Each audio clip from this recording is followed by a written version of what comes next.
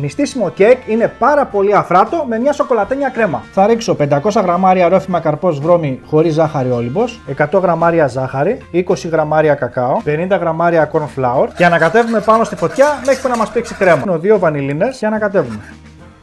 Θα καλύψω με μια μεμβράνη και θα τα αφήσω στην άκρη και πάμε να ετοιμάσουμε το μείγμα για το κέικ. 400 γραμμάρια φυσικός χυμός πορτοκάλι όλυμπος, 250 γραμμάρια ζάχαρη, 250 γραμμάρια ηλιέλαιο, ξύσμα από ένα πορτοκάλι, 2 κουταλάκια του γλυκού baking powder, 1 κουταλάκι του γλυκού σόδα, 2 βανιλίνες και τέλος 500 γραμμάρια αλεύρι για όλες τις χρήσεις.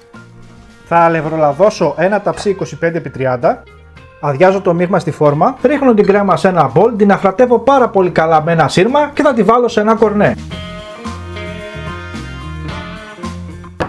Και ψήνουμε σε προθερμασμένο φούρνο στους 180 βαθμούς στις αντιστάσεις για περίπου 55 λεπτά.